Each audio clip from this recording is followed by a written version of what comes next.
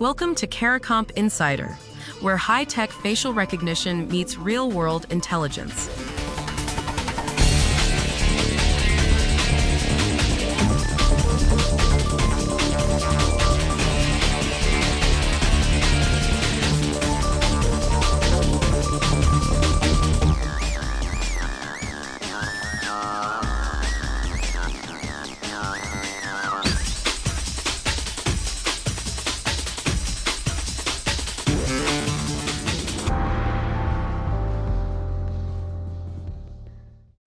Picture this.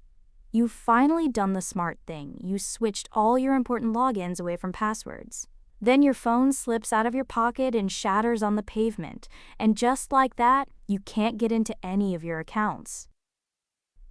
That's not a glitch. According to research from the makers of these new login systems, somewhere between 6 and 11% of people using them will lose access to all their devices within 18 months. Lost phones, factory resets, switching to a new device.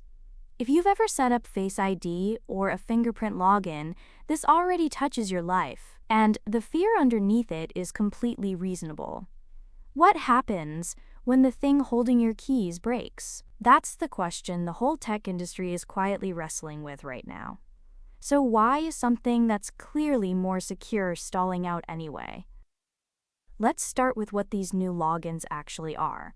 They're called passkeys. Instead of one password you type and remember, your device creates two cryptographic keys, basically two halves of a mathematical lock.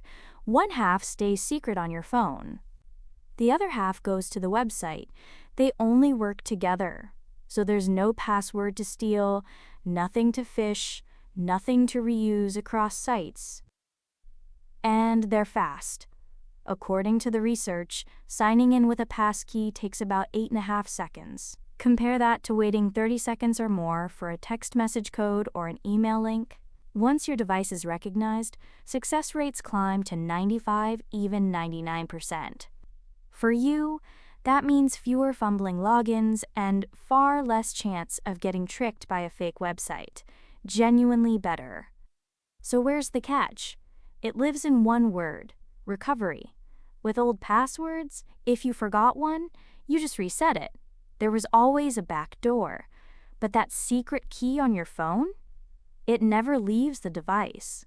By design. So if the device is gone, the key is gone with it. Now think about how companies handle that. To let you back in, they fall back on email links, backup codes. The exact old method's passkeys were built to escape. So the recovery path quietly reopens the weakness you were trying to close. Security experts call this the backdoor problem, and it's why confidence erodes in the second year of a rollout, long after everyone celebrated the launch. Here's the part that surprised me. The holdup isn't that people don't understand the technology. According to the January 1st, 2026 industry research, 93% of organizations are somewhere on the path to adopting passkeys.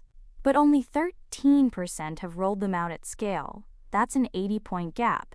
And it persists even when 65% say they're highly familiar with how it all works. People assume passkeys are stalling because users fear new tech. That's the easy story. But the real blockers are different. About 38% cite old systems that don't play nice, 35% point to budget, and 33% name device recovery as the thing keeping them up at night. Nobody wants to tell a locked-out customer, "Sorry, we optimized for security and forgot what happens when you lose your phone." So here's the real lesson.